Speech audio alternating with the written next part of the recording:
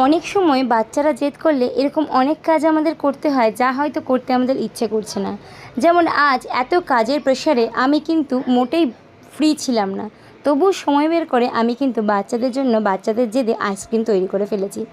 ঘরোয়া আইসক্রিম দিয়ে, অথচ বাচ্চাদের মনে শান্তি দেওয়ার জন্য বা তাদের শখ মেটানোর জন্য পুষ্টিকর আইসক্রিম আমি তৈরি করে ফেলেছি। এই আইসক্রিমটা কিন্তু সম্পূর্ণ দুধের। বাচ্চারা কি আনন্দই না খেলো দেখুন।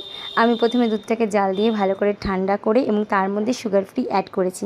তারপর ভালো মতো সেটাকে গুলিয়ে আমি কিন্তু আইসক্রিম কন্টেনারে দিয়ে ফ্রিজে রেখে দিয়েছিলাম বেশ কয়েক ঘন্টা।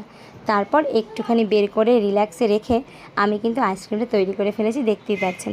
আমি আইসক্রিম খাই না বা খেতে পছন্দ করি না, তাই জন্য বাচ্চাদের জন্য এবং তাদের বাবার জন্য আমি কিন্তু রেডি করে ফেলেছি। এখানে বাচ্চাটাকে দিলাম, দেখুন কি খুশি হচ্ছে এই আইসক্রিমটা দেখে।